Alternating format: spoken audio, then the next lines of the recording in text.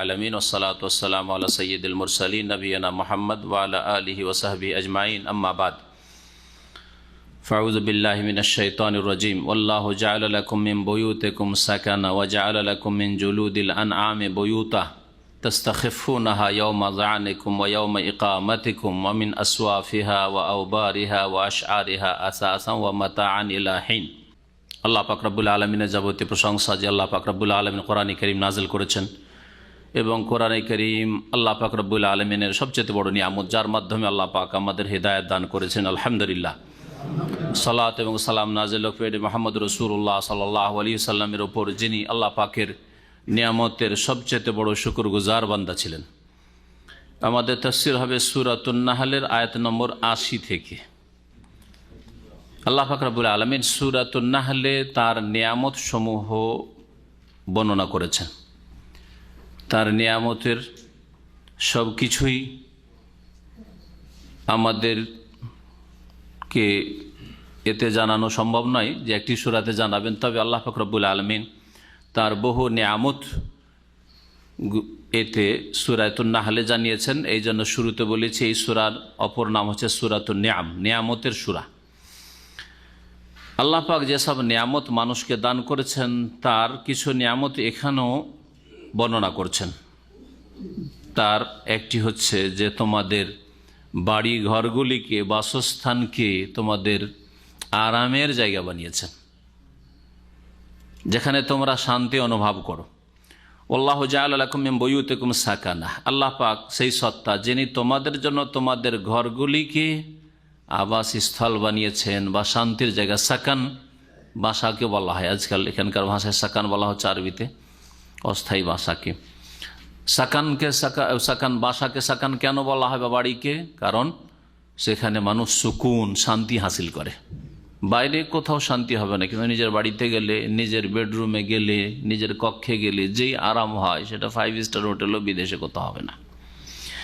আল্লাহ পাক তোমাদের বাড়িগুলিকে তোমাদের জন্য শান্তির জায়গা বানিয়েছেন, সাকান সেটাও বলতে পারেন, অথবা আবাসস্থল বানিয়েছেন যেখানে তোমরা বসবাস করে থাকো।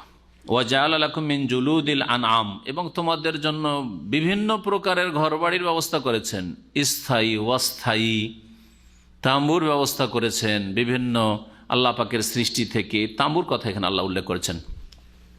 ওয়া জাআলা লাকুম মিন জুলুদিল আনআম, আর তোমাদের জন্য আল্লাহ পাক সৃষ্টি করেছেন মিন জুলুদিল আনআম, চতুষ্পদ জন্তুর চামড়া হতে, বুয়ুতান ঘর মানে তোমাদের তাঁবু, যেগুলি মরুভূমিতে বেদুইনরা বানিয়ে অস্থায়ী বসবাস করে। যতদিন সেখানে ঘাস আছে, পানি আছে, ছাগল আর তাদের উট নিয়ে সেখানে থাকে, আর তারপরে সেখানকার ঘাস শেষ হয়ে গেলে, পানি শেষ হয়ে গেল, আবার সেখান থেকে অন্য জায়গায় চলে গেল যারা যাযাবর। আর আরবরা অধিকাংশ এইভাবে বসবাস করত। এখনও অনেকে এরকম বসবাসকে পছন্দ করে।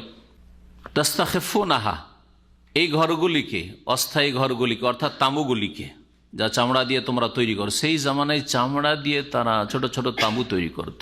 আজকের যুগে মানুষ উন্নত হয়েছে, হ্যাঁ, মজবুত কাপড়ের কি করছে, টেন্ট, খেমা, তাঁবু তৈরি করছে। আরও অন্য কিছু দিয়েও তৈরি করতে পারে আজকাল, যা করছে। তাস্তাখিফুনাহা, যেগুলিকে তোমরা হালকা মনে করে থাকো, অর্থাৎ যেগুলি বহন করা তোমরা হালকা বোধ করো, বহন করতে তোমাদের কষ্ট হয় না।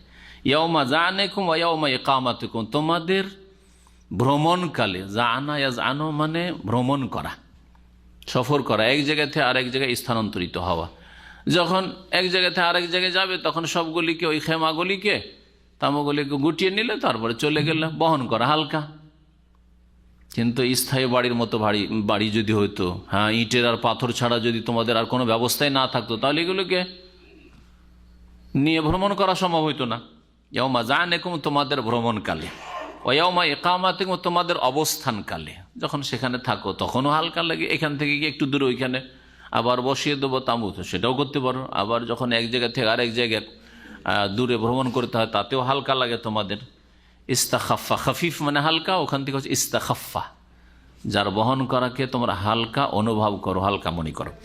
ওমিন আসওয়াফিহা ওয়া আওবারিহা ওয়া আশআরিহা আসাসাও ওয়া মাতাআন ইলা হিন, আরও আল্লাহর নিয়ামত রয়েছে আসলে এখানে রয়েছে ওয়াজাআলা মিন আসওয়াফিহা, আর আল্লাহ পাক সৃষ্টি করেছেন মিন আসওয়াফিহা, এই গবাদি পশু, হ্যাঁ, গৃহপালিত পশুর পশম থেকে।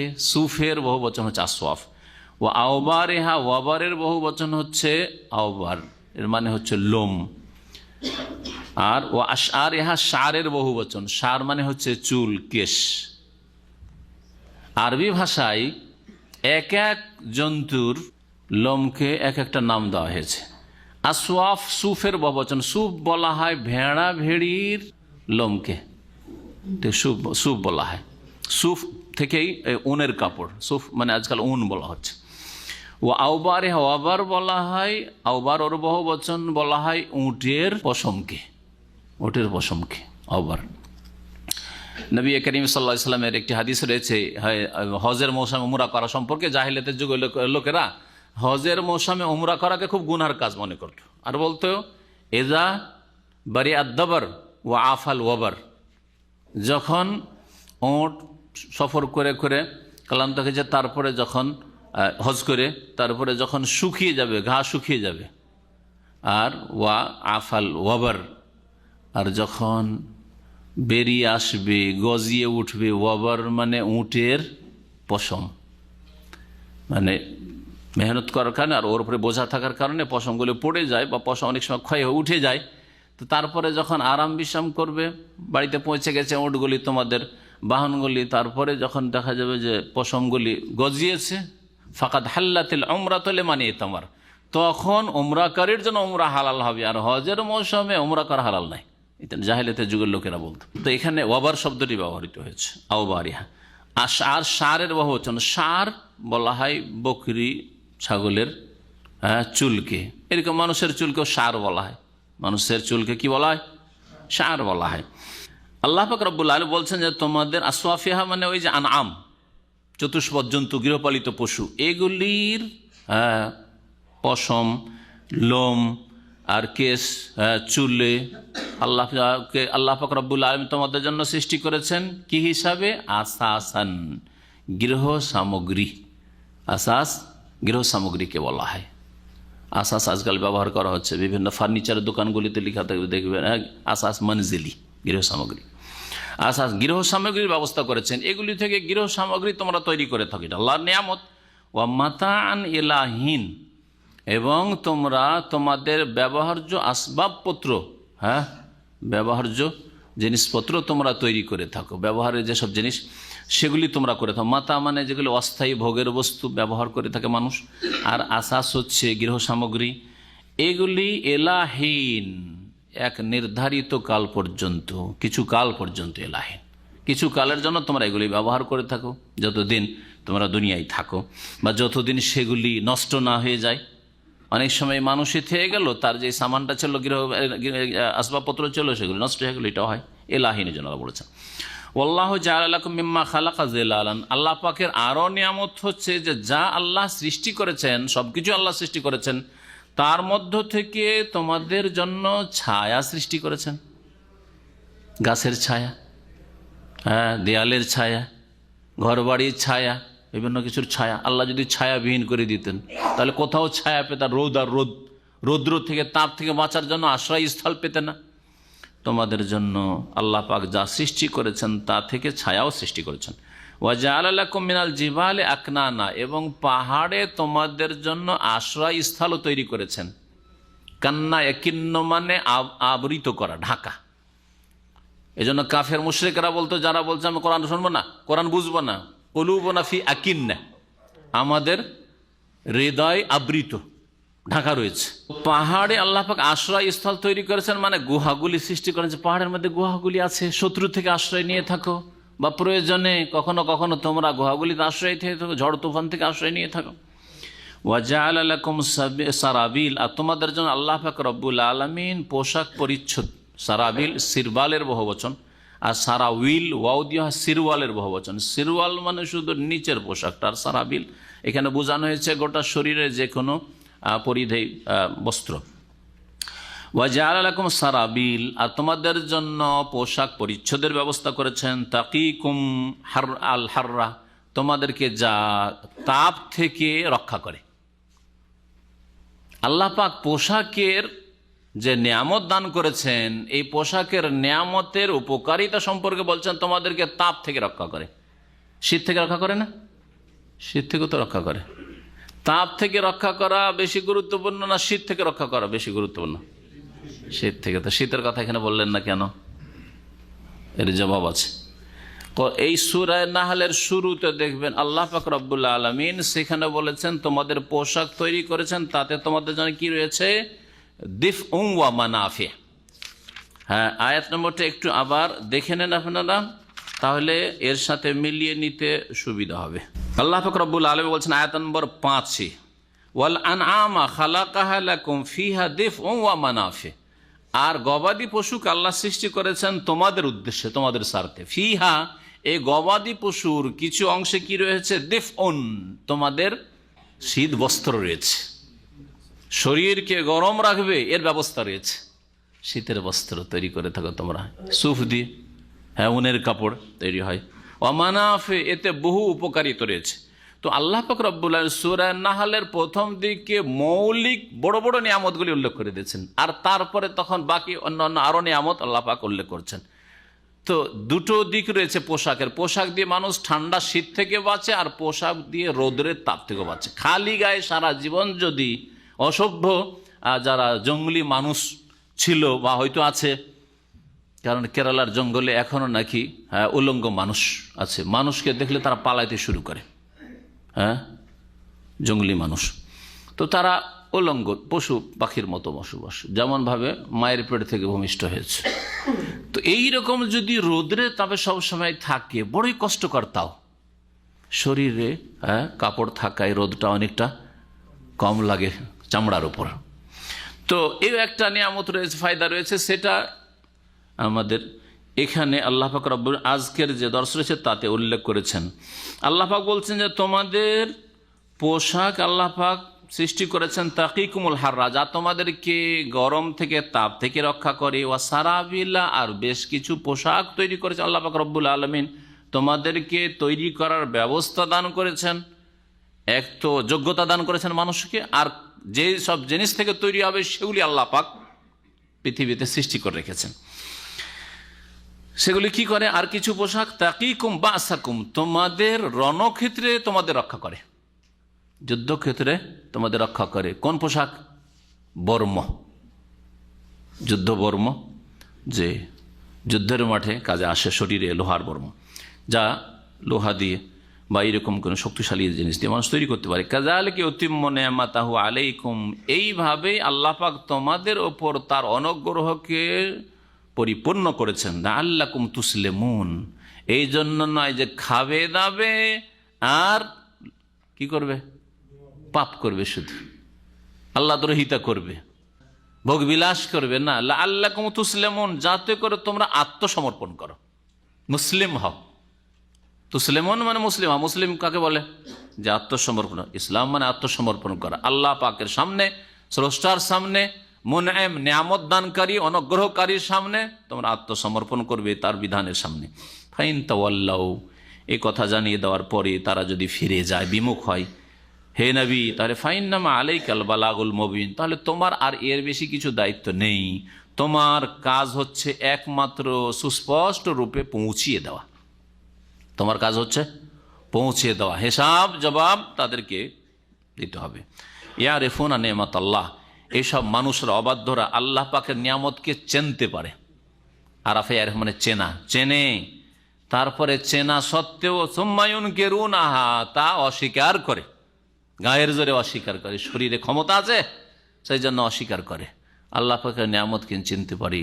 সাধারণ একটা ক্ষুদ্র থেকে ক্ষুদ্রতম জিনিস চোখের সামনে আসলেই সেই ক্ষেত্রে অবশ্যই সে বিশ্বাসী যে এটা কেউ তৈরি করেছে আর কোনো জায়গায় তৈরি হয়েছে, হ্যাঁ, আর কারো বুদ্ধি বিদ্যা এটা তৈরি করার ক্ষেত্রে কাজ করেছে।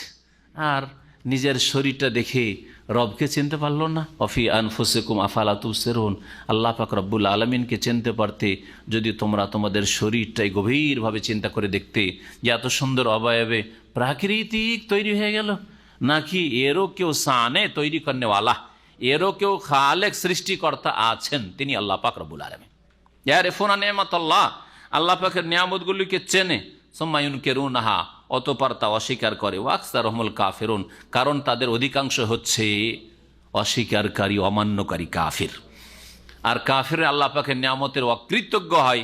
আল্লাহ পাকের নিয়ামত পেয়ে গায়রুল্লাহকে ডাকে, দিলেন আল্লাহ আর ডাকে দেবদেবীকে, পাথর আর মাটিকে, দিলেন আল্লাহ ডাকে মৃতকে, দিলেন আল্লাহ আর সম্পৃক্ত করলো ছেলে মেয়ে পেয়ে, বললো যে বাবার দান এটা। রোগ ভালো করলেন আল্লাহ আর বললো যে এই রোগ ভালো হয়েছে বাবার দরগায় গিয়েছিলাম আর আজমির শরীফে গিয়ে চাদরও চড়িয়েছিলাম। তাই ইয়ারিফুনা নিয়ামাতাল্লাহ, আল্লাহ নিয়ামতকে জানান পরে এরা অস্বীকার করে, কারণ এদের অধিকাংশ হচ্ছে অকৃতজ্ঞ কাফির। ওয়াইয়াউমা নাবআসু মিন কুল্লি উম্মাতিন শাহীদা, আল্লাহ পাক রব্বুল আলামিন এখানে কিয়ামতের দিনে যে প্রত্যেক উম্মতের ওপর সাক্ষী হয়ে নবী রসুলগণ আসবেন, আর শেষ নবী মোহাম্মদ রসুল্লাহ সাল্লাল্লাহু আলাইহি সাল্লাম নিজ উম্মতের ওপর সাক্ষী হয়ে আসবেন, এবং শেষ নবী সাল্লাল্লাহু আলাইহি সাল্লাম এবং তার উম্মতের লোকেরা সমস্ত নবীদের কথার ওপর সাক্ষী দেবেন। দুটি কথা মনে রাখবেন, প্রত্যেক উম্মতের ওপর তাদের নবীগণ সাক্ষী দেবেন, আর রাসূলুল্লাহ সাল্লাল্লাহু আলাইহি সাল্লাম নবী হিসাবে নিজ উম্মতের ওপর সাক্ষী দেবেন যে হে আল্লাহ, এদেরকে আমি পৌঁছে দিয়েছি। আল্লাহুম্মা কাদ বাল্লাগতু, আল্লাহ তোমার নাম নিয়ে বলছি, তোমার শপথ করে বলছি যে আমি এদেরকে তোমার নাযিলকৃত দ্বীন সুন্দর রূপে পৌঁছে দিয়েছি। রাসূলুল্লাহ সাল্লাল্লাহু আলাইহি সাল্লাম বিদায় হজে আরাফার মাঠে বারবার করে স্বীকারোক্তি নিয়েছিলেন নবী করিম সাল্লাল্লাহু আলাইহি সাল্লাম সাহাবায়ে কেরাম থেকে, আল্লাহুম্মা হাল বাল্লাগতু, আল্লাহ আমি এদেরকে পৌঁছেছি না পৌঁছাইনি, বলো তোমরা, তোমাদেরকে আমি পৌঁছে দিয়েছি না পৌঁছে দিইনি আল্লাহর নাযিলকৃত বিধান। হ্যাঁ, সাহাবীরা এক বাক্যে সকলে আল্লাহুম্মা, নাম, আল্লাহর নাম নিয়ে উচ্চারণ করে বলছে, আল্লাহর শপথ করে বলছে, হ্যাঁ অবশ্যই আপনি পৌঁছে দিয়েছেন, পৌঁছে দিয়েছেন। কিয়ামতের দিনে সাক্ষী আসবেন, আর অন্য অন্য নবীগণ যখন সাক্ষী দেবেন নিজ নিজ উম্মতের ওপর, ওই উম্মতগুলির অধিকাংশ যেহেতু অবাধ্য ছিল, তারা অস্বীকার করবে, না আমাদের কাছে কেউ আসেনি, মা জাআনা মিন নাযীর, কেউ আসেনি সতর্ক করার জন্য, আমরা তো জানি না কিছু, জানতাম না, বুঝতাম না, কেউ সতর্ক করেনি। তখন রাসূলুল্লাহ সাল্লাল্লাহু আলাইহি সাল্লামকে সাক্ষী হিসাবে সেখানে হাজির করা হবে। নবী রাসূলগণকে তোমাদের সাক্ষী আছে? হ্যাঁ সাক্ষী আছে, শেষ নবী মুহাম্মদ সাল্লাল্লাহু আলাইহি ওয়াসাল্লাম এবং তার উম্মত। তাদেরকে জিজ্ঞেস করা হবে, আচ্ছা তোমরা জানো কি যে এই নবীরা নূহ আলাইহিস সালাম, ইব্রাহিম আলাইহিস সালাম, মুসা আলাইহিস সালাম, ঈসা আলাইহিস সালাম, আম্বিয়া রাসূলগণ, এরা নিজ নিজ জাতির কাছে আল্লাহর দ্বীনের দাওয়াত, আমার দাওয়াত পৌঁছেছেন না পৌঁছাননি? হ্যাঁ আমরা জানি। সাক্ষী দেবেন সকলে যে হ্যাঁ এই নবীরা সকলেই নিজের দায়িত্ব পুরোপুরি পালন করেছেন, আল্লাহ তোমার দ্বীনের দাওয়াত পৌঁছে দিয়েছেন। কি করে জানলে? বলছে কোরআন কারীম থেকে, ওহী থেকে। আল্লাহ কোরআন কারীমে জানিয়েছেন যে প্রত্যেক নবী নিজ নিজ জাতির কাছে গিয়েছেন আর তাদেরকে যথেষ্ট সতর্ক সাবধান করেছেন, তাদের সৎ লোকদেরকে সুসংবাদ দিয়েছেন, মুবাশশির তাদের জন্য ছিলেন, আর তাদের অসৎ লোকদেরকে সতর্ক করেছেন, তাদের জন্য নাযীর ছিলেন, মুনজির ছিলেন।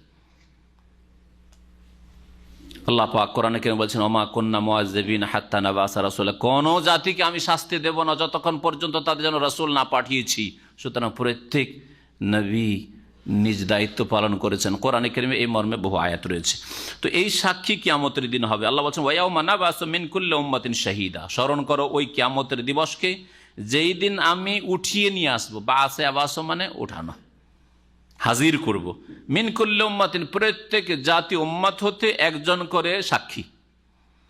সুম্মা লা ইউযানু লিল্লাযীনা কাফারু, অতঃপর ওই সব লোকদেরকে যারা অস্বীকার করেছিল, অমান্য করেছিল, কাফের, তাদেরকে অনুমতি দেওয়া হবে না কোনো ওজোর পেশ করার। সাক্ষী চলে এসে তারপরে কোনো ওজোর, অজুহাত, জানতাম না, বুঝতাম না, ভুল করেছি, আল্লাহ রব্বের যেমন ফিরিয়ে দাও, হ্যাঁ আবার এবার সংশোধন করে আসবো, লা ইউযানু লাহুম, আর কোনো অনুমতি দেওয়া হবে না। লা ইউযানু লাহুম মানে আর কোনো কর্মক্ষেত্র নেই, তওবার জায়গা নেই, সংশোধনের জায়গা নেই। সুতরাং এসব অজুহাত আর পেশ করে লাভ নেই। ওয়ালা হুম ইউস্তাতাবুন, আর না তাদের থেকে অনুশোচনা গ্রহণ করা হবে। ইস্তেতাব উতবা থেকে, উতবা মানে রুজু করা, প্রত্যাবর্তন করা, তাদের থেকে এইটাও তলব করা হবে না বা গ্রহণ করা হবে না যে তোমরা এখন আল্লাহর দিকে প্রত্যাবর্তন করো, চলো এখনো সময় আছে, আল্লাহর দিকে ফিরে আসো, আর এই সুযোগ দেওয়া হবে না। কারণ কর্মজগৎ দুনিয়ায় মানুষের আয়ু যেটা ছিল সেটা শেষ হয়ে গেছে। এখন হচ্ছে প্রতিদান জগৎ, বদলার সময়। আখেরাতে বদলা রয়েছে, কর্ম নেই, আর দুনিয়ায় কর্মের সুযোগ রয়েছে। হয়তো বদলা আপনি পাবেন না, আপনাকে ধৈর্য ধারণ করতে হবে। আল্লাহ পাক যেন আমাদেরকে তৌফিক দান করেন আর দুনিয়ার সমস্ত ফিতনা থেকে বাঁচিয়ে রাখেন। বলছিলাম সাক্ষীর কথা। এই সাক্ষীর মর্মে আরো কয়েকটি আয়াত কোরআনে কারিমে রয়েছে, সূরা বাকারাতে রয়েছে। হ্যাঁ, ওয়াকাযালিকা জাআলনাকুম উম্মাতান ওয়াসাতান লিতাকুনু শুহাদা আলান নাস ওয়া ইয়াকুনার রাসূলু আলাইকুম শাহীদা। শুহাদা, এই সাক্ষীর কথা এখানে রয়েছে। আর এক আয়াত রয়েছে সূরা নিসার, ফাকাইফা ইযা জি'না মিন কুল্লি উম্মাতিন বিশাহীদ ওয়া জি'না বিকা আলা হাউলাই শাহীদা। ফাকাইফা, কি অবস্থা হবে, ইযা জি'না মিন কুল্লি উম্মাতিন বিশাহীদ, ওই দিনে কিয়ামতের দিবসে, বিচার দিবসে, যেই দিন প্রত্যেক উম্মত থেকে একজন করে সাক্ষী, নবীকে সাক্ষী করে নিয়ে আসবো। সাক্ষী দেবে তাদের বিরুদ্ধে, যারা মানেনি তাদের বিরুদ্ধে। ওয়াজিনা বিকা আলা হাউলাই শাহীদা, হে নবী মুহাম্মদ সাল্লাল্লাহু আলাইহি ওয়াসাল্লাম, তোমাকে এই লোকদের ওপর, শেষ উম্মতের লোকদের ওপর সাক্ষী করে নিয়ে আসবো, তুমিও সাক্ষী দেবে। ওয়াজিনা বিকা আলা হাউলাই শাহীদা। নবী করিম সাল্লাল্লাহু আলাইহি ওয়াসাল্লামের একটি হাদিসে রয়েছে, সাহাবারা বর্ণনা করছেন যে একদিন রাতে নবী করিম সাল্লাল্লাহু আলাইহি ওয়াসাল্লাম তাহাজ্জুদ পড়ছেন আর সারা রাত একটি এই আয়াত তেলাওয়াত করছেন আর কান্না করেছেন। শুধু একটি আয়াত, শুধু একটি আয়াত। এই চিন্তায় যে আমাকে আমার উম্মতের বিরুদ্ধে সাক্ষী দিতে হবে, আমার উম্মতের বিরুদ্ধে সাক্ষী দিতে হবে। এদের কাছে সহি দাওয়াত পৌঁছেছিল, তাওহীদ পৌঁছেছিল, সুন্নাত পৌঁছেছিল, সালাত নামাজের গুরুত্ব পৌঁছেছিল। এরা তাওহীদকে অমান্য করেছে, শিরকে লিপ্ত হয়েছে। এরা সুন্নতকে পরিত্যাগ করে বিদআতের অনুসরণ করেছে, নতুন নতুন কাজের পেছনে ছুটেছে, ওইগুলোই তাদেরকে ভালো লেগেছে।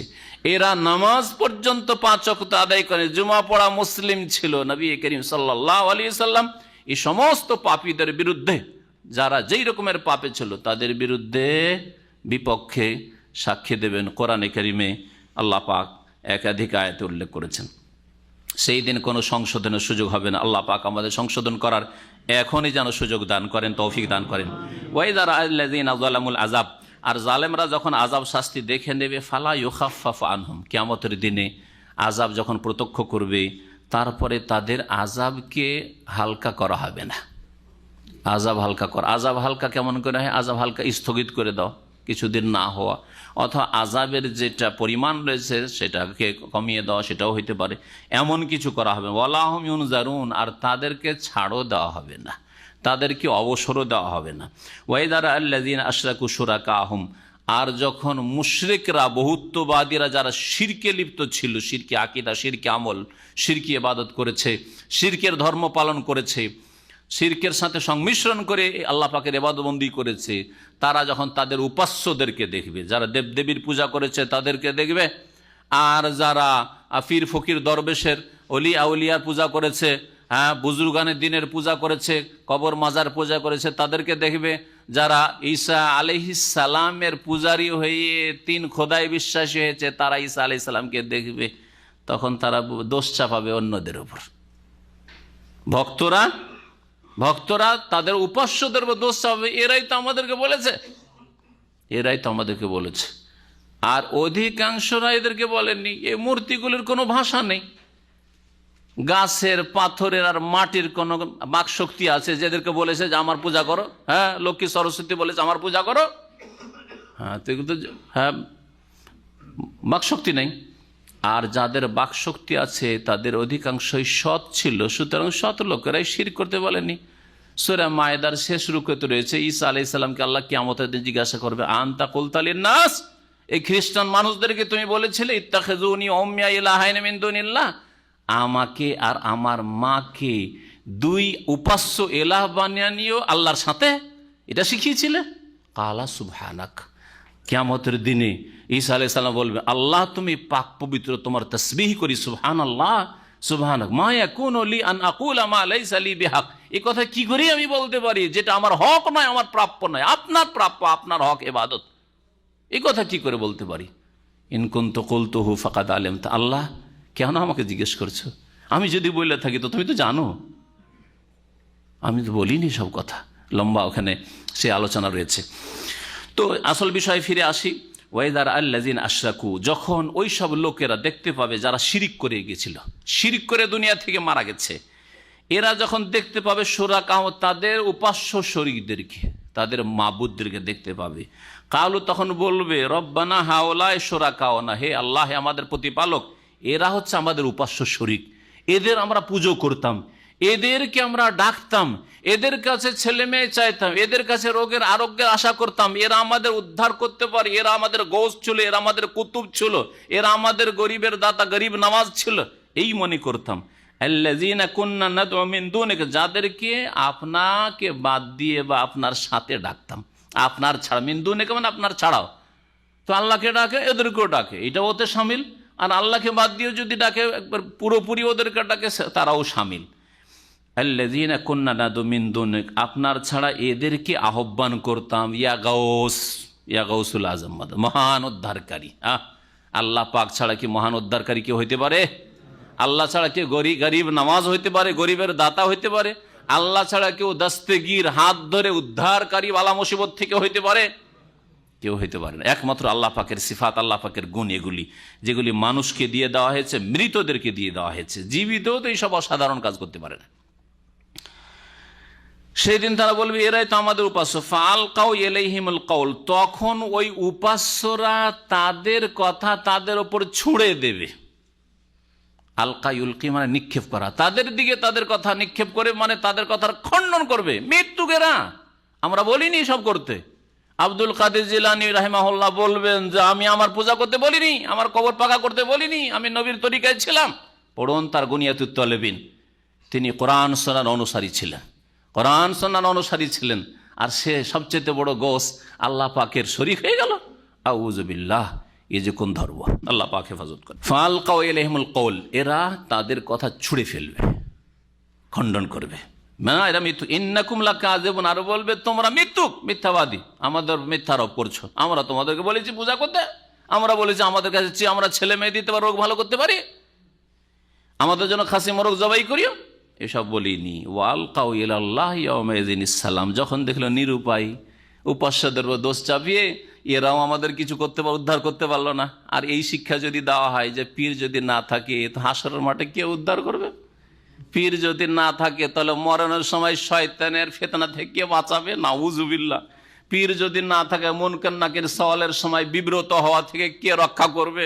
মনে হচ্ছে পীর সব জায়গায় গিয়ে হাজির, হ্যাঁ, মওতের সময় হাজির, কবরে গিয়ে মুনকার নাকির সওয়ালের সময় গিয়ে হাজির, আর ওই হাসরের মাঠে গিয়ে হাজির। আউযুবিল্লাহ। এই ধর্ম আবার যদি হক্কানি পীরে শিখায়, তারপর আবার হক্কানি পীর থাকে নাকি? বলুন দেখি। যখন দেখলো নিরুপায়, আর তো কাজ হইল না, এই উপাস্যরা কাজে আসলো না, তখন আল্লাহর সামনে স্যারেন্ডার করবে, আত্মসমর্পণ করবে। আল্লাহ পাক বলেছেন ওয়ালকাউ ইলাল্লাহি ইয়াউমাইযিনিস সালাম, সেই দিন আল্লাহর সামনে তার আত্মসমর্পণ করবে। আর উপায় নেই, ধরো আল্লাহ কি ধরো, রক্ষা করলে আল্লাহ রক্ষা করবেন। ওয়াদাল্লা আনহুম মা কানু ইফতারুন, আর যা তারা উদ্ভব করেছিল, মিথ্যা রচনা করেছিল, এই দেবদেবী উপাস্য আর অলি আর গৌস আর কুতুব আবদাল, হ্যাঁ, এই আওতাদ, এসব যে আবিষ্কার করেছে সব কিছু তাদের থেকে উধাও হয়ে যাবে। দাল্লা মানে হারিয়ে যাবে, মগজ থেকে হারিয়ে যাবে, কথা থেকে, ভাষা থেকে হারিয়ে যাবে, উধাও হয়ে যাবে। আল্লাযীনা কাফারু ওয়া সাদ্দু আন সাবিলিল্লাহ, আর যারা কুফরি করেছে, আল্লাহর রাস্তায় চলতে বাধা সৃষ্টি করেছে, তাহলে দুটো অপরাধ, নিজেরাও কাফের মুশরিক ছিল আর অন্যরা ভালো রাস্তায় চলতে চায়, আল্লাহর দিন মোতাবেক জীবন যাপন করতে চায়, দিন ইসলাম সত্য দিন মানতে চায়, প্রতিষ্ঠা করতে চায়, বাধা দান করেছে, এরা দ্বিগুণ অপরাধী। এই জন্য তাদের দ্বিগুণ শাস্তি হবে। আল্লাহ পাক বলছেন জিদনাহুম আযাবান ফাওকাল আযাব, তাদের আযাবের ওপর, শাস্তির ওপর শাস্তি বৃদ্ধি করব আমি। কারণ তারা অসংখ্য মানুষকে পথভ্রষ্ট করেছে, তাদের ভয়ে, তাদের দাপটের ভয়ে, তাদের জুলম অত্যাচারের ভয়ে, তাদের মারধরের ভয়ে, হ্যাঁ, সামাজিক চাপে আর রাজনৈতিক চাপে হক কথা মানতে পারেনি, তৌহিদ মানতে পারেনি, সুন্নত মানতে পারেনি, সহিহ নামাজ পড়তে পারেনি। জিদনাহুম আযাবান ফাওকাল আযাব, যারা কুফরি করেছে, কোরআন এবং হাদিস মানতে চাই না, কোরআন হাদিস মানতে চাই না, কোরআন হাদিস পেশ করলে তারা অন্য কিছু পেশ করে। ওয়াসাদ্দু আন সাবিলিল্লাহ, নিজেরাও মানতে চায় না। আরে তোমাদের যদি ভুলটা মানার, আমাদের কাছে যেটা ভুল বলছি আমরা, সেটা মানার যদি তোমাদের স্বাধীনতা থাকে, আমরা তো তোমাদের সাথে চাপ সৃষ্টি, চাপাচাপি করতে যাই না, তো আমাদের হকটা, সত্যটা মানার কেন স্বাধীনতা থাকবে না? এই স্বাধীনতা কেন ছিনিয়ে নেবে? তোমাদের যেমন স্বাধীনতা আছে লাইক রাহাফি দিনই যদি পেশ করো তো তোমরা তোমাদেরটা করো, লাকুম দিনুকুম ওয়ালিয়া দিন, আমাদেরটা আমাদেরকে পালন করতে দাও। আমাদের দিনী ভাইরা যদি তোমার গ্রামে 5টাও থাকে 2টোও থাকে, সে যেইভাবে সালাত আদায় করেছে, যেইভাবে আল্লাহ পাকের ইবাদত বন্দেগি সেইভাবে তাকে করতে দাও। এই স্বাধীনতা খর্ব কেন করছো?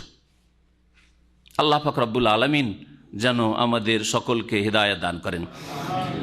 এদের জন্য কঠোর শাস্তি রয়েছে, যারা নিজেরাও মানেনি আর অন্যকেও মানতে দেয়নি। জিদনাহুম আযাবান ফাওকাল আযাব, আল্লাহ বলছেন আমি তাদের আযাবকে বেশি করে দেব। জিদনাহুম, বাড়িয়ে দেব। ফাওকাল আযাব, আযাবের উপর আযাব, শাস্তির উপর শাস্তি বৃদ্ধি করে দেব। কেন? বেমা কানু ইউফসিদুন, কারণ এরা বিশৃঙ্খলা সৃষ্টিকারী ছিল, এরা ফাসাদি ছিল, এরা মানুষকে হক থেকে, সত্য থেকে বাধা দিয়েছে, সত্য মানতে বাধা সৃষ্টি করেছে ফাসাদি এরা। তাহলে ফিতনা সৃষ্টি করা বলে, হ্যাঁ এখানে যদি একা আপনি নামাজ পড়েন, এইরকম নামাজ পড়েন তাহলে ফিতনা হবে। ফিতনা ও করে না যে সহি হাদিস মতো আমল করছে, ফিতনা আপনারাই করেছেন যারা মানুষের স্বাধীনতায় বাধা দিচ্ছেন। স্বাধীনতায় বাধা দিলে ফিতনা হয়। আপনি যদি স্বাধীন হয়ে আমার মতে যেটা ভুল আর অনেক মানুষের মতে যেটা ভুল সেই ভুল ইবাদত করতে পারেন, তাহলে আমি যেটাকে সহি ইবাদত মনে করছি, আমাকে আমার ব্যক্তি জীবনে তো সেই সহি ইবাদতটা করতে দেন, সহি নামাজটা পড়তে দেন, সহি রোজাটা রাখতে দেন, সহি জাকাত আদায় করতে দেন, সহি ফিতরাটা আদায় করে সহিভাবে কোরবানিটা করতে দেন। আপনি মিলাদ করবেন, আপনার মেলাগুলি ঈদ রয়েছে, আমার 2টো ঈদ, ঈদুল ফিতর, ঈদুল আজহা সহি তরিকায় আদায় করতে দেন।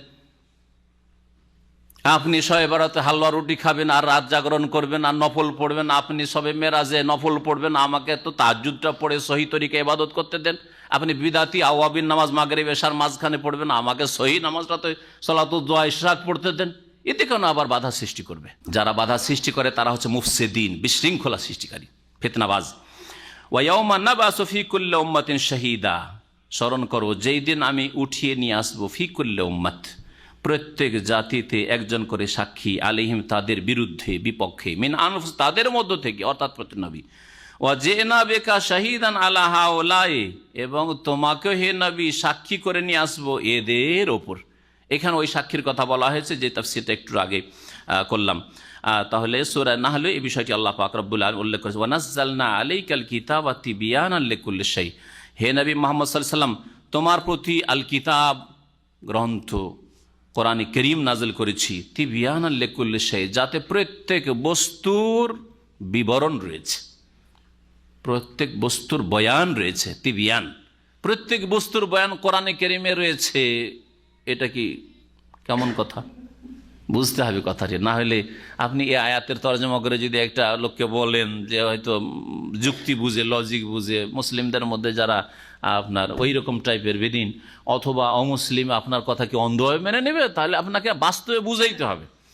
এজন্য প্রথম কথা মুফাসসিরিনগণ বলছেন আল কিতাব কোরআনের ভাষায় কোরআনে কারীম এবং কোরআনে কারীমের ব্যাখ্যা বিশ্লেষণ রাসূলের হাদিসকেও বলা হয়েছে।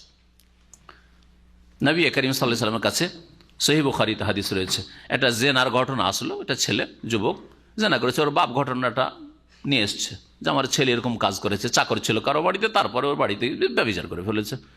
তো নবী করিম সাল্লাল্লাহু আলাইহি ওয়াসাল্লামের কাছে তখন ওহী আসেনি যে এই জেনার শাস্তি, তারপরে সে হচ্ছে আপনার অবিবাহিত। তা আমার কাছে মা নাজিদু ফি কিতাবিল্লাহি শাই, আল্লাহর কিতাবে এর কোনো বিধান পাই না, আল্লাহর কিতাবে কিছু নেই। একটু পরে ওহী আসলো, আর ওহী কোরআনে কারীমের ওহী না, সেটা ছিল নবী করিম সাল্লাল্লাহু আলাইহি সাল্লামের বাণী, আল বিক্র বিল বিক্রি ওয়াস সাইয়্যু বিস সাইয়্য, হাদিসের কথা। হ্যাঁ, নবী সাল্লাল্লাহু আলাইহি ওয়াসাল্লাম কিতাবুল্লাহতে কিছু পাই না। তাহলে কিতাবুল্লাহ বলা হয়েছে, তাহলে কোরআনকেও আর আল্লাহ পাকের বিধান রাসূলুল্লাহ সাল্লাল্লাহু আলাইহি ওয়াসাল্লামের হাদিসকেও বলা হয়েছে, কারণ সেটা হচ্ছে ওহী। এই একটি কথা। তাহলে কোরআন এবং হাদিস দুটো মিলিয়ে সব কিছু বর্ণনা করা, সব কিছু। তারপরেও আপনি বাস্তবতায় প্রমাণ করতে পারবেন না সব কিছু মানে কি? সব কিছু না, আপনার নাম আছে, আমার নাম আছে, আর ইমাম আবু হানিফার নাম আছে নাকি? কোরআন কোন কোরআনে আছে, কোন হাদিসে আছে? কোনটা হাদিসে আবু হানিফা, শাফি, মালিক, আহমদের নাম আছে? আছে? হ্যাঁ, ইমাম বুখারীর নাম আছে? তাহলে তিবিয়ানান লিকুল্লি শাই, গাছপালা সবগুলি নাম আছে। তাহলে তিবিয়ান লিকুল্লি শাই মানে এইটা বুঝাইতে চাইনি, লিকুল্লি শাইইন ইয়াহতাজু ইলাইহিল ইনসানু ফি দীনিহি ওয়া দুনিয়াহ। এটা হচ্ছে এর তাফসীর। তিবিয়ানান লিকুল্লি শাই, কোরআনে হাদিসে এমন সব কিছু বর্ণনা করা হয়েছে যা মানুষের জীবন যাপনের জন্য প্রয়োজন, আর পরকালের সুখ শান্তির জন্য প্রয়োজন তা রয়েছে। আর তা বাস্তবে প্রমাণ করে দিতে পারবেন। কোরআনে কেরিমে এমন কিছু অস্পষ্ট নেই যে আপনার দুনিয়ায় মাসলা মাসাইলের সমস্যা আসলো একটি বিধিবিধানের আর কোরআন হাদিসে খুঁজে পাচ্ছেন না। স্পষ্ট অথবা স্পষ্ট আছে, অবশ্যই আছে। আপনি পান না, আপনার এলমের অভাব রয়েছে, জ্ঞানের অভাব রয়েছে। আপনার চাইতে বড় জ্ঞানী, আমার চাইতে যে বড় জ্ঞানী, সে পেতে পারে। আখিরাতে যা প্রয়োজন, আখিরাতের কল্যাণের জন্য, দুনিয়া আখিরাতের কল্যাণের জন্য, মানব জাতির কল্যাণের জন্য যা কিছু প্রয়োজন, তিবিয়ান আল্লাহ করলে সে কোরআন এবং হাদিসে তার বয়ান রয়েছে, অবশ্যই রয়েছে। মানুষ দুনিয়ার উন্নতি করতে পারে শিক্ষার মাধ্যমে। একটা ফকিরের ছেলে রাষ্ট্রপতি হইতে পারে, হ্যাঁ, একটা মেথরের ছেলে, শূদ্রের ছেলে রাষ্ট্রপতি প্রধানমন্ত্রী হইতে পারে। ভারতে হয়েছে না, হয় নাই? হ্যাঁ, চিন্তা করেন, ভারতে আইন রচনা করেছে ডক্টর আম্বেদকর, সে হচ্ছে হ্যাঁ শূদ্র, নিচু জাতির, ডোমচামাদের মধ্যেকার নিচু জাতি যেগুলিকে বলা হয়। তাহলে দুনিয়ার শিক্ষা নেন বা দিনের শিক্ষা নেন, শিক্ষা মানুষকে কি করতে পারে? হ্যাঁ, শির নত করে দিতে, শির উঁচা করে দিতে পারে। শিক্ষা মানুষকে উচ্চ শিখরে পৌঁছে দিতে পারে। দুনিয়ার শিক্ষা লাভ করেন, দুনিয়ার উন্নতি করবেন। আজকে পশ্চিমারা দুনিয়ার শিক্ষা লাভ করে দুনিয়ার ক্ষেত্রে অগ্রগামী হয়েছে। দিনের শিক্ষা লাভ করেন, আপনাকে কেউ চিনত না, আপনার বংশকে কেউ চিনত না, আপনার বাপ কেউ চিনত না। আপনি মাশাআল্লাহ শাইখুল হাদিস, হ্যাঁ আল্লামা, আর দিনের বড় খাদেম, কি চিনতো আপনাকে, আপনার পরিবারকে, তাই না? তাহলে কোরআন কারীম শুরুই হয়েছে ইকরা দিয়ে, পড়ো দিয়ে। এলমের মাধ্যমে উন্নতি হতে পারে। জ্ঞান অর্জন করা জাতির মেরুদণ্ড। যে কোনো জাতি উন্নতি করার জন্য, স্বয়ং সম্পন্ন হওয়ার জন্য জ্ঞান আবশ্যক হয়েছে। জ্ঞানের কথাই কোরআন হাদিস রয়েছে। এছাড়া বহু বিষয় যেগুলি এখানে বলার সময় নেই। যা প্রয়োজন এক কথায় দিন দুনিয়ার ক্ষেত্রে, তা আল্লাহ পাক রব্বুল আলামিন বয়ান করে দিয়েছেন কোরআন এবং হাদিসে। আল্লাহ পাক বলছেন ওয়াহুদান, কোরআনে কারিমে হেদায়াত, দিক নির্দেশনা রয়েছে। কোন রাস্তায় চলবেন কোরআন এবং হাদিসে, কিভাবে নামাজ পড়বেন আছে কোরআনে এখানে বিস্তারিত। শুধু কিতাব মানে কোরআন, তাহলে হোদান দিক নির্দেশনা, নামাজ কেমন করে পড়বে দিক নির্দেশনা হাদিসে আছে। তাহলে বোঝা গেল এখানে কিতাব মানে কোরআন এবং হাদিস দুটোই ওহিকে বোঝানো হয়েছে। ও রহমত, এবং এতেই রয়েছে আল্লাহ পাকের করুণা আর রহমত। এতে রয়েছে আল্লাহ পাকের রহমত রয়েছে। রহমত আল্লাহ পাকের কিতাব ছাড়া, কোরআন এবং হাদিস ছাড়া কোন রহমত দুনিয়া আখিরাতের হাসিল হতে পারে না। ও বুশরা লিল মুসলিমিন, আর আত্মসমর্পণকারী মুসলিমদের জন্য কোরআন এবং হাদিসের সুসংবাদ রয়েছে, সুসংবাদ রয়েছে। ইন্নাল্লাহু ইয়ামুরু বিল আদলি ওয়াল ইহসান, আল্লাহ পাক রব্বুল আলামিন বলছেন। এই আয়াতটি অত্যন্ত গুরুত্বপূর্ণ। এই আয়াত সম্পর্কে মুফাসসিরগণ বলেছেন যে সালাফে সালেহিন থেকে শুরু করে এই আয়াতে পুরো দিন ঢোকানো আছে, পুরো দিনই ইসলামকে এই আয়াত শামিল। সুতরাং এই আয়াত নিয়েই যদি আমরা আলোচনা করি তাহলে আমার পুরো 1.5 ঘন্টা শেষ হয়ে যাবে। সেদিকে না গিয়ে খুব সংক্ষেপে তাফসীর করছি। 3টি কাজের আল্লাহ নির্দেশ দিয়েছেন, আর 3টি কাজ থেকে আল্লাহ পাক বারণ করেছেন। এই 6টি কাজ মনে রাখবেন। আর এই 6টি কাজে পুরো দিনে ইসলাম সীমাবদ্ধ রয়েছে। এই 6টি কাজ সমস্ত দিন ইসলামের কাজকে শামিল। আকীদাই হোক, আর এবাদাত হোক, আর আখলাক চরিত্র, ব্যবসা বাণিজ্য হোক, আর করণীয় হোক, আর বর্জনীয় নিষিদ্ধ হোক, সব কিছু এতে শামিল রয়েছে। আল্লাহর হক হোক আর মানুষের হক হোক, সব শামিল।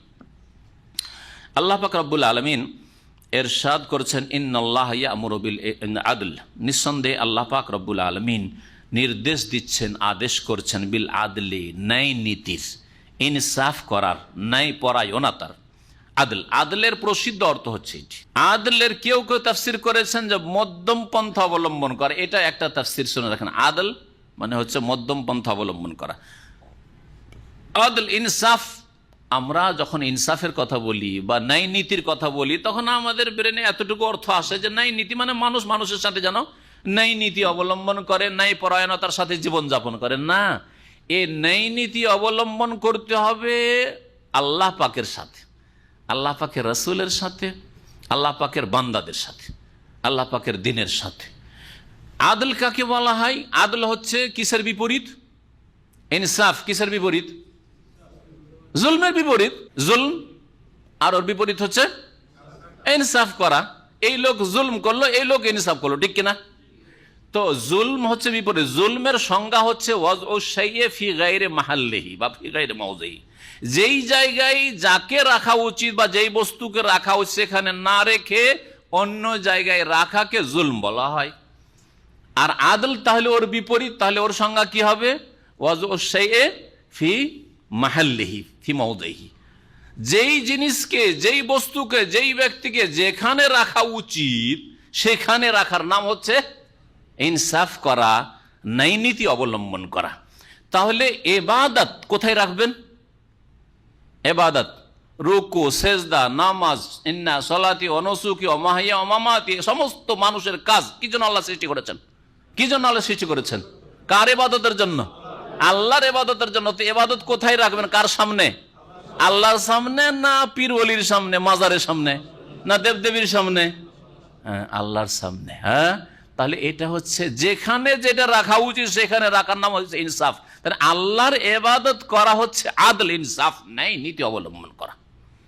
এইরকমই বাপ মায়ের যে হক প্রাপ্য রয়েছে তার হকটা তার কাছে পৌঁছে দেওয়া হচ্ছে ইনসাফ। ছেলে মেয়েদের হক রয়েছে, স্বামীর ওপর স্ত্রী যে হক রয়েছে, প্রাপ্য রয়েছে, সেটা তাদেরকে পৌঁছে দেওয়া হচ্ছে ন্যায় নীতি অবলম্বন করা। শাসকের ওপর দায়িত্ব রয়েছে জনগণের যে হক, যার যে প্রাপ্য রয়েছে, যার যেই রকমের যোগ্যতা রয়েছে, সাবজেক্ট রয়েছে, সেই অনুযায়ী তাদের মূল্যায়ন করা, আর তাদের কাজের ব্যবস্থা করা, আর তাদের কদর করা, মর্যাদা দেওয়া। এইরকমই জনসাধারণের ওপর ন্যায় নীতি হচ্ছে যে শাসকের সেই রকমই হক আদায় করে, যেই হক আল্লাহ পাক রব্বুল আলামিন তাদের জন্য সুনির্ধারিত করেছেন। তো এর নাম হচ্ছে ন্যায় নীতি অবলম্বন করা। বিচারপতি বিচার করবে, সেই ক্ষেত্রে ন্যায় নীতি রয়েছে। ওই রকমই যারা বিচার নিয়ে যাচ্ছে, আসামি আর বাদী, তারাও ন্যায় নীতি অবলম্বন করা হচ্ছে। মিথ্যার আশ্রয় নেবে না, মিথ্যা সাক্ষী সাজিয়ে নিয়ে যাবে না, কেস জাল মিথ্যা কেস বানিয়ে আদালতে কেস করবে না, ইত্যাদি ইত্যাদি। তাতেই না আদল ইনসাফ কায়েম হবে। আর একদিক থেকে বিচারপতির কাছে আদালতে তো আশা করছেন ন্যায় বিচারের, আর নিজেরা মিথ্যার আশ্রয় নেই, মিথ্যা সাক্ষী বানিয়ে, মিথ্যা কেস বানিয়ে তিলকে তাল করে নিয়ে গিয়ে পেশ করছেন। তাহলে কোত্থেকে ইনসাফ কায়েম হবে? আর আদালতের নাম আদালতই কেন হবে? আদালত তো এই জন্য যে সেখানে আদল হওয়া উচিত, ইনসাফ হবে, সেই জন্য তার নাম আদালত। আল্লাহ পাক রব্বুল আলামিন বলছেন ইন্নাল্লাহ ইয়ামুরু বিল আদল, আল্লাহ আদেশ করছেন ন্যায় নীতি অবলম্বন করা বা ন্যায় পরায়ণতার। ওয়াল ইহসান, এবং সদাচরণ, সদ্ব্যবহারের আল্লাহ পাক নির্দেশ করছেন। সদ্ব্যবহারের ক্ষেত্রে ইন্নাল্লাহ, সহিহ মুসলিমের হাদিস, ইন্নাল্লাহ কাতাবাল ইহসানা আলা কুল্লি শাই, প্রত্যেক বস্তুর ক্ষেত্রে আল্লাহ পাক রব্বুল আলামিন ইহসান, সদ্ব্যবহার ফরজ করেছে। এমনকি পশু পাখির সাথে, ফাইজা কাতালতুম, যদি হত্যা করতে হয়, ফাহসিনুল কিতলা, তাড়াতাড়ি ভালোভাবে ধারালো অস্ত্র দিয়ে হত্যা করো। ওয়াইজা যাবাতুম, যখন তোমরা মুরগি জবাই করবে, আর কিছু জবাই করবে, গরু ছাগল জবাই করবে, ফাহসিনু যিবাতা, ভালোভাবে জবাই করি। আর এই নয় যে গোটা একটা খাসিকে উঠিয়ে আর গোটা একটা গরুকে উঠিয়ে দিলে কিমার, মেশিনে দিয়ে দিলে না, একসাথে কিমা হয়ে গেল, জবাই হয়ে গেল, কিমা হয়ে গেল, চলবে? জুলুম করলে, জুলুম করলে, এহসান করলে না। আল্লাহ পাক এহসান করতে বলছেন সকল বস্তুর সাথে, সকল ব্যক্তির সাথে। ওয়া ইতাইযিল কুরবা, এবং 3 নম্বর নির্দেশ, আত্মীয় স্বজনদেরকে আল্লাহ প্রদান করতে বলছেন। দান করেন, আপনি দেন।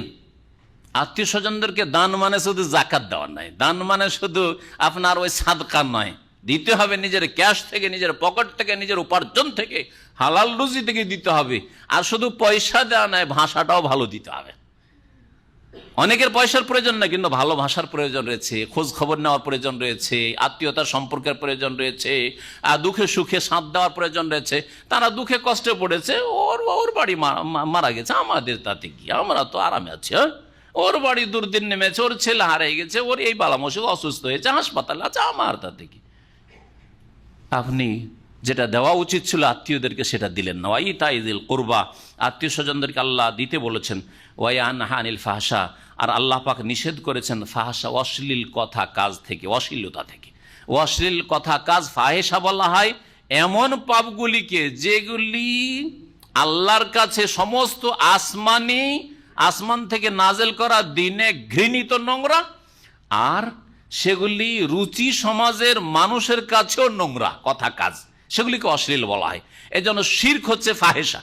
একটি কথা, শিরক আল্লাহর সমস্ত আসমানি কিতাবে সমস্ত আসমানি দিন আম্বিয়া রসুলগণ শিরককে মহা অপরাধ বলা হয়েছে, সবচেয়ে বড় অপরাধ বলা হয়েছে। এই জন্য শিরক, আল্লাহ এত সুন্দর কপাল আর এত সুন্দর শরীরটা লুটিয়ে দিবে আল্লাহ ছাড়া অন্যের সামনে, পীরের সামনে, ওলির সামনে, কবরের সামনে আর দেবদেবীর সামনে, এটা সবচেয়ে বড় অশ্লীলতা। আর তারপরে অশ্লীলতা হচ্ছে খুন করা। সমস্ত আসমানি কিতাবে খুন করা, অন্যায়ভাবে খুন করাকে হারাম করা হয়েছে। অশ্লীলতা হচ্ছে জেনা, অশ্লীলতা হচ্ছে সমকামিতা, অশ্লীলতা হচ্ছে মেয়ের সাথে বিবাহ, ছেলের সাথে বিবাহ, অশ্লীলতা হচ্ছে উলঙ্গ ছবি, উলঙ্গ চলাফেরা করা, ব্লু ফিল্ম। আর এইরকমই যে অঙ্গগুলি আল্লাহ ঢেকে রাখতে বলেছেন নারী পুরুষের, সেই অঙ্গগুলি খোলা থাকা, পেট খোলা থাকা বা খোলা ছবি, এইরকমই বেহায়া বেপরদা ছবি মহিলাদের, এসবগুলি হচ্ছে অশ্লীলতা। আর এসব পাপ পর্যন্ত যে কথাগুলি পৌঁছায় সেই কথাগুলি হচ্ছে অশ্লীল কথা। এই জন্য যেসব ড্রামা অথবা যেসব আপনার উপন্যাস অথবা যেসব কিচ্ছা কাহিনী আজকাল ইন্টারনেটে এমন নোংরা নোংরা কিচ্ছা, হয়তো ছবি পেশ করেনি কিন্তু সে কার সাথে কি করলো, কোন মেয়ের সাথে কি করলো, কোন মেয়েকে ফাঁসাইলো, এমন নোংরা ভাষায় লিখে, সুবহানাল্লাহ, এগুলি হচ্ছে অশ্লীল কথা। আল্লাহ পাক রব্বুল আলামিন হারাম করছেন প্রথম অশ্লীলতাকে, ফাহিশা ওয়াল মুনকার, এবং অসঙ্গত কথা কাজ। মুনকার অশ্লীল পাপগুলি ছাড়া যতগুলি আল্লাহর বিরুদ্ধাচরণ রয়েছে, রাসূলের নাফরমানি রয়েছে, সবগুলি গুনাহ থেকে আল্লাহ পাক বারণ করছেন। ওয়াল বাগি, এবং বাড়াবাড়ি, সীমা লঙ্ঘন, জুলম করাও আল্লাহ পাক নিষেধ করছেন। 3 নম্বর, মানুষের উপর জুলম না করে, মানুষ আল্লাহ পাকের অন্য মখলুক, অন্য সৃষ্টির উপর জুলম যেন না করে, বাগি আল্লাহ পাক তাও হারাম করেছেন। 3টি জিনিস থেকে আল্লাহ পাক নিষেধ করলেন, 3টি আদেশ করলেন। ইয়াইজুকুম, আল্লাহ পাক তোমাদেরকে ওয়াজ করছেন, উপদেশ দিচ্ছেন। ওয়াজ শব্দটি ব্যবহার করা হয়েছে। আর আমাদের দেশে জলসার মাহফিলকে ওয়াজ বলছেন, গোটা রাত জলসা শুনলেন আর একটু হেদায়েত হইলেন না, তো কোন ওয়াজের ওয়াজ হইল? হাট বাজার করা হইলো আর বন্ধু বান্ধবের সাথে দেখা সাক্ষাৎ হইলো, মহিলা এই গ্রাম ও গ্রামের মহিলাদের সাথে দেখা সাক্ষাৎ হইলো, এতে কোনো কাজ হয় না। দাওয়াতি কাজ করতে হবে যা ফলপ্রসূ হয়, মানুষের আকীদা, ইবাদত, আখলাকের ইসলাহ হয়।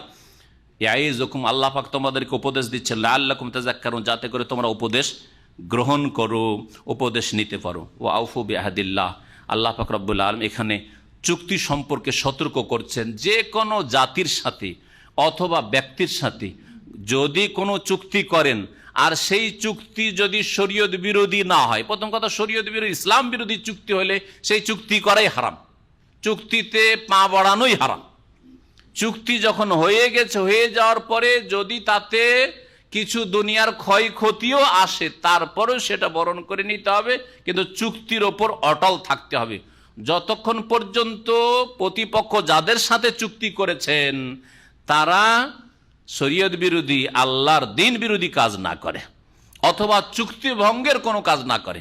আপনি হয়তো চুক্তির ওপর অটল আছেন, কিন্তু তারা যেসব চুক্তিতে যেসব কথাগুলি ছিল তার কিছু ভঙ্গ করেছে আর বিশ্বাসঘাতকতা করেছে, তখন তাদেরকে জানিয়ে দিতে, লুকিয়ে গোপনে আক্রমণ করা জায়েজ নয়।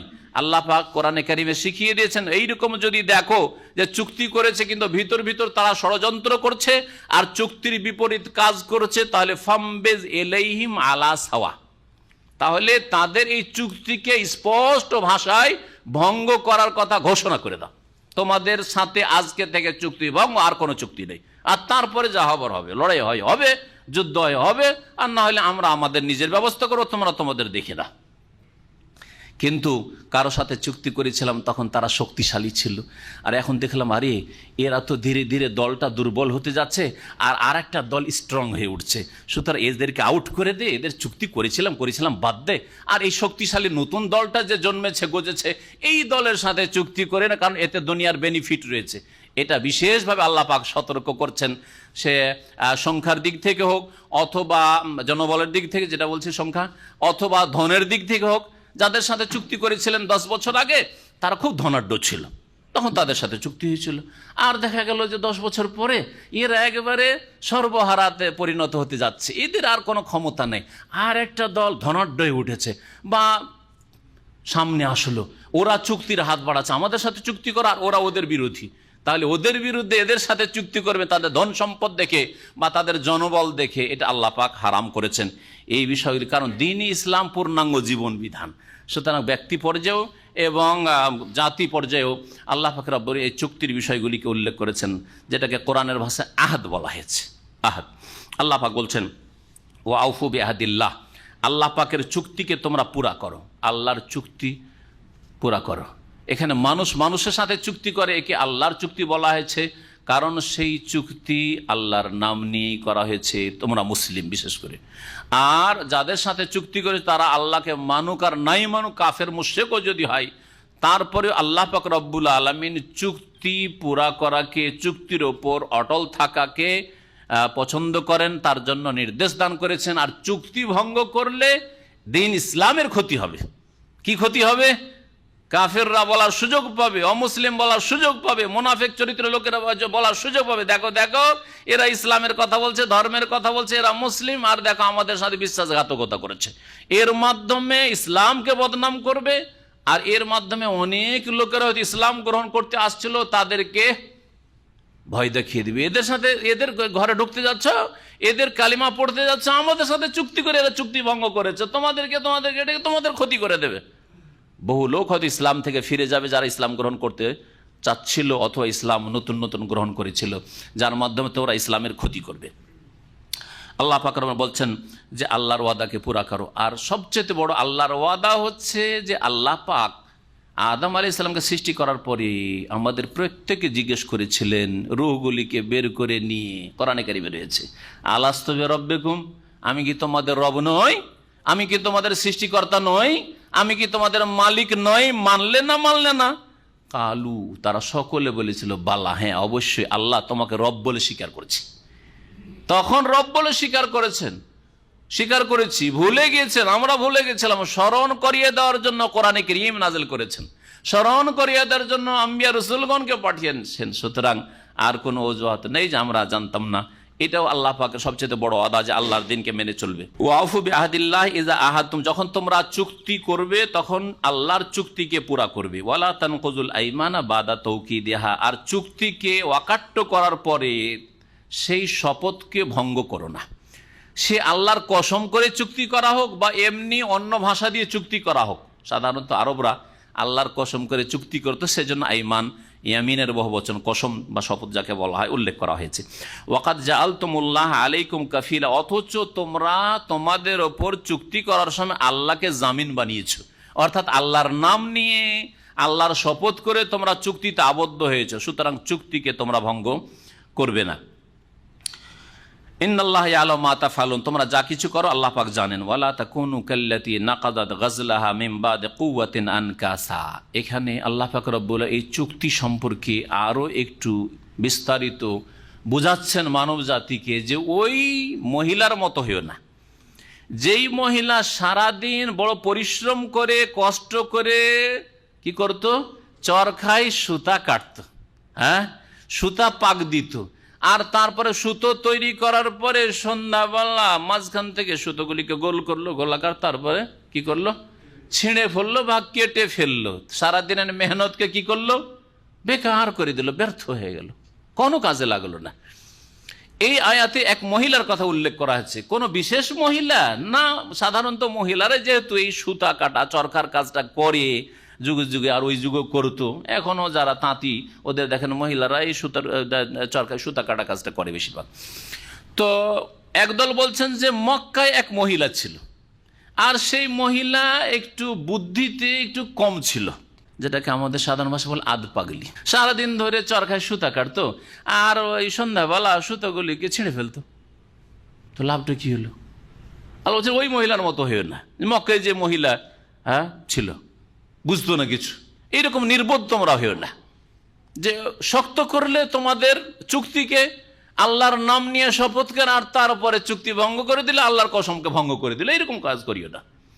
আর কেউ কেউ বলছেন না না, এমনি যে কোনো মহিলার কথা বলা হয়েছে, আর যে কোনো মানুষের কথা বলা হয়েছে, যে সারাদিন ধরে মেহনত করে পরিশ্রম করে সুতা পাক দিল বা সুতা কাটলো, আর তারপরে সুতা মাঝখান থেকে ছিঁড়ে ফেললো বা কেটে ফেললো, এইরকম মহিলার মতো হেন বলা তা কোনু, তোমরা হয়ে যেও না কাল্লাতি, ওই মহিলার মতো, নাকাদাত গাজলাহা, যেই মহিলা তার সুতোগুলিকে ছিঁড়ে ফেলে বা কেটে ফেলে, মিম্বাদে কুওয়াতিন আনকাসা, ছিন্ন ভিন্ন করে, আনকাস ছিন্ন ভিন্ন করে, মিম্বাদে কুওয়াতিন তা মজবুত করার পরে, পাক দেওয়ার পরে, সুতা পাকানোর পরে বড় মজবুত হয়ে গেছে সুতোটা, তারপরে ছিন্ন ভিন্ন করে ছিঁড়ে ফেলে, ওর মতো হয়ে যেও না। তাত্তাখিযুনা আইমানাকুম দাখালান বাইনাকুম, তোমাদের মাঝে তোমরা তোমাদের শপথকে ধোঁকাবাজি প্রতারণা স্বরূপ তোমরা গ্রহণ করেছ। কসমকে ধোঁকা দেওয়ার জন্য ব্যবহার করা। আল্লাহর কসম করে বলছি ভাই 10,000 রিয়াল ধার দেন, 1 সপ্তাহ পরে দিয়ে দেব। আর আগে থেকে আপনার মনে শয়তানি ঢুকে আছে যে কসমটাকে ধোঁকাবাজির জন্য ব্যবহার করলাম, একে ধোঁকা দেওয়ার জন্য।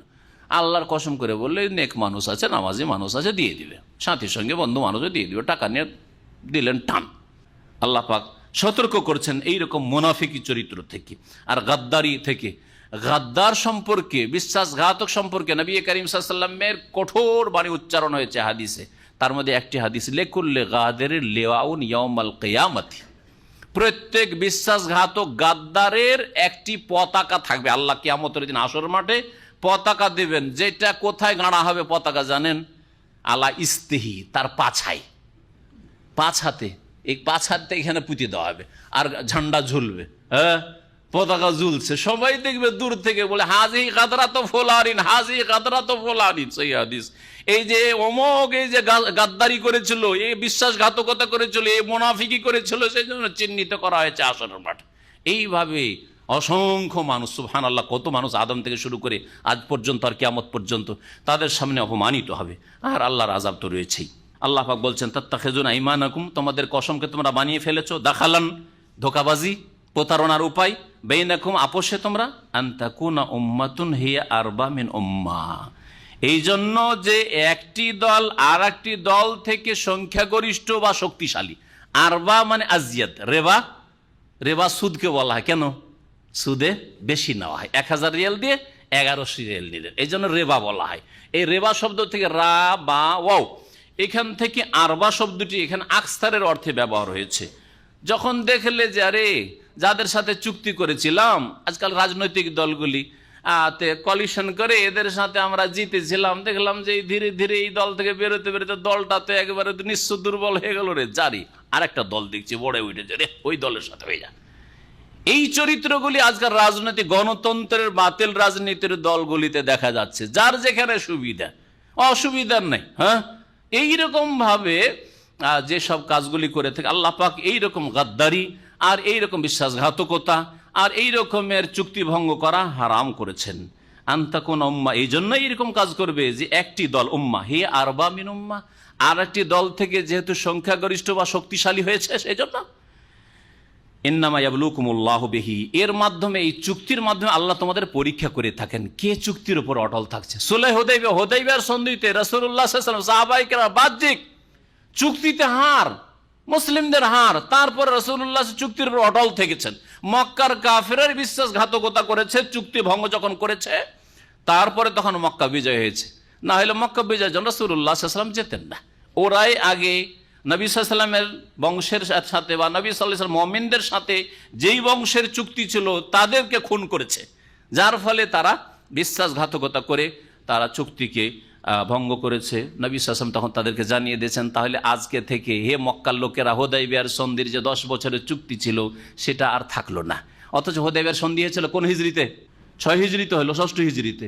আর 2 বছর পরেই 10 বছরের জন্য সন্ধি হলো, তো 2 বছর পরে মক্কা বিজয় কি করে হইলো? এই সংশয় এর থেকে দূরে। ওরাই বিশ্বাসঘাতক গাদ্দারি করেছিল, তখন নবী সাল্লাল্লাহু আলাইহি ওয়াসাল্লাম জানিয়ে দিলেন যে দেখো তোমরা যেহেতু আমাদের দলের লোককে খুন করেছো, আমাদের সাথে যাদের চুক্তি ছিল তাদের ওই দলের সাথে, হ্যাঁ, সুতরাং আমাদের হালিফ বলা হয়। এক দল আর এক দলের সাথে, আরব গোত্রীয় শাসন ছিল, তো এক দল আর এক দলের সাথে, এক গোত্র এক বংশ আর এক বংশের সাথে হালিফ মানে মিত্রতা স্থাপন করতো। এটা আমাদের লোক, মুসলিম হোক আর অমুসলিম হোক, যেই হোক, এ আমাদের লোক।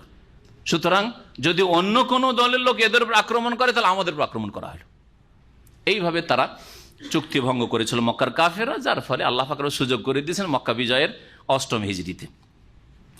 আল্লাহ পাক বলছেন ওয়ালিয়ুবাইয়িনান্না লাকুম ইয়াউমাল কিয়ামাতি মা কুনতুম ফীহি তাখতালিফুন, যেসব বিষয়ে তোমরা মতবিরোধ করতে সেই বিষয়গুলি আল্লাহ পাক কিয়ামতের দিনে স্পষ্ট করে তোমাদের সামনে পেশ করে দেবেন, বর্ণনা করে দেবেন। ওয়ালাউ শা আল্লাহু লা জাআলাকুম উম্মাতান ওয়াহিদা, আল্লাহ পাক যদি চাইতেন তোমাদেরকে এক জাতিতে পরিণত করতে, সবগুলি মুসলিম, সবগুলি নামাজি, সবগুলি আল্লাহ ভীরু, আর কেউ মুশরিকও থাকতো না, নাস্তিকও থাকতো না, বেদিনও থাকতো না, খুনিও থাকতো না, পাপিও থাকতো না। আল্লাহ চাইলে জবরদস্তি করলে আল্লাহ পাক সক্ষম। যদি বলেন যে আল্লাহ পাক করতে পারবেন না, তাহলে অপারগ, তাহলে আল্লাহ যদি অপারগ হন তা আল্লাহ কি করে হবেন? হ্যাঁ, তাহলে আলাকুল্লা শাইইন কাদির, সর্বশক্তিমান কি করে হবেন? অপারগ আবার মাবুদ হইতে পারে নাকি? হইতে পারেন না। সে না, আল্লাহ জবরদস্তি চাইলে করতে পারতেন, কিন্তু পরীক্ষা থাকতো না। আর আল্লাহ দুনিয়ায় সৃষ্টি করেছেন মানুষকে পরীক্ষার জন্য। ওয়ালাকিন ইউদিল্লু মান ইয়াশা ওয়া ইয়াহদি মান ইয়াশা, তবে আল্লাহ পাক যাকে চান পথভ্রষ্ট করেন। যে ভ্রষ্ট হতে চায়, গুমরাহির দিকে চলে যায়, তাকে ওই দিকে আল্লাহ ছেড়ে দেন। ওয়া ইয়াহদি মান ইয়াশা, আর যাকে চান আল্লাহ হেদায়েত করে, যে হেদায়েতের দিকে আসতে চায় তাকে আল্লাহ পাক হেদায়েতের রাস্তায় তৌফিক দেন।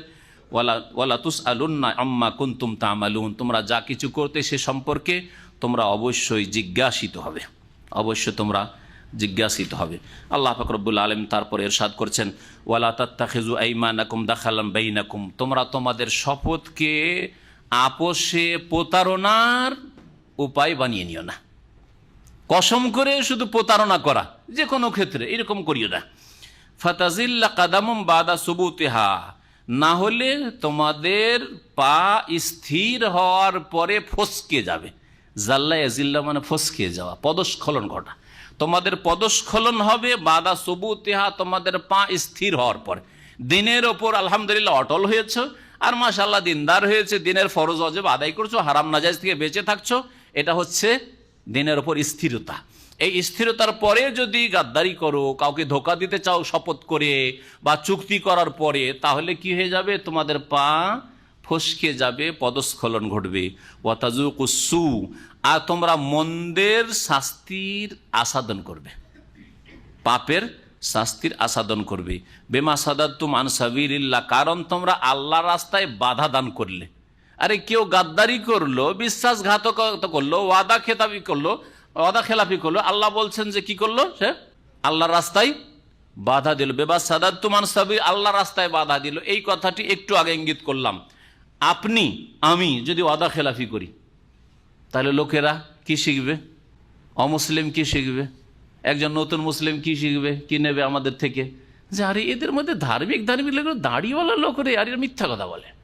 হ্যাঁ, এরা ইসলামের কথা বলে আর ইসলামের দাওয়াত দেয় লোকজনকে, আর এরা ওয়াদা খেতে টাকা নিয়েছে 1 সপ্তাহ বলে, আর বছরকে বছর চলে যাচ্ছে, ওর কোনো খোঁজ খবর নেই। এইরকম যে কোনো ক্ষেত্রে এক দল আর এক দল, একটি জাতি আরেকটি জাতির সাথে যে চুক্তি, আন্তর্জাতিক চুক্তিগুলি রয়েছে, এগুলির ক্ষেত্রে যদি এইরকম গাদ্দারি করা, যে সুযোগ পেয়েছি দে মেরে, দেশে পেয়েছি আর কেউ নাই, দে কাফেরকে মেরে, আর এদের দেশের লোকেরা অনেক জুলুম অত্যাচার করছে, আর আমরা এখানে পেয়ে গেছি, দে একে মেরে দে। এই কাজগুলি করে যারা, এই যে আজকাল যাদেরকে বলা হচ্ছে যে খারেজি, ওদের ভাষা, ইহুদিদের ভাষায় বলছি না, সন্ত্রাসী ওইসব ভাষা বলছি না, কিন্তু আমাদের খারেজি। কারণ ইসলামিক সরকার যদি কোনো অমুসলিমকে দেশে জায়গা দিয়ে থাকে বসবাসের, যেমন বাংলাদেশ অমুসলিম আছে, অথবা পাকিস্তান অমুসলিম আছে, ঠিক সৌদি আরবে যেমন অমুসলিম কাজের জন্য এসছে, আর কোন একজন মুসলিম কট্টরপন্থী জাহেল মূর্খ খারেজি সে সুযোগ পেয়ে মেরে দিল, এতে কি বদনাম করবে? মা সাদাতুম আন সাবিলিল্লাহ। অনেক লোকেরা ইউরোপ পশ্চিমা দেশগুলিতে ইসলাম গ্রহণ করতে চাইছিল, কিন্তু দেখলো যে আরে আমাদের লোককে ওখানে মারছে। কারা? ওরা যারা মৌলবাদী, ওদের ভাষায় মারছে। তার মানে ইসলাম ভালো না। ইসলামকে বদনাম করলো না? আল্লাহ তাই বলছেন, বেমা সাদাতুম আন সাবিলিল্লাহ, যার মাধ্যমে তোমরা আল্লাহর রাস্তায় চলতে বাধা সৃষ্টি করবে। অনেক লোক ইসলাম গ্রহণ করতে চাইছিল, তোমাদের কারণে ইসলাম গ্রহণ করবে না। ওয়ালাকুম আযাবুন আযীম, আর শুধু তাই নয় যে ইসলামের ক্ষতি করলে তোমাদের জন্য মহাশাস্তিও রয়েছে দুনিয়া আখিরাতে। ওয়ালা তাশতারু বিআহদিল্লাহি সামানান কালীলা ইন্নামা ইনদাল্লাহি হুয়া খায়রুল লাকুম ইন কুনতুম তা'লামুন। ওয়ালা তাশতারু, ইশতারা ইয়াশতারি মানে হচ্ছে কি? ক্রয় করা। আরও শুনে রাখেন, শুধু ক্রয় করা বললেন, এই শব্দটিকে বলা হুরুফে আজদাদ, মানে বিপরীত অর্থ বহন করে।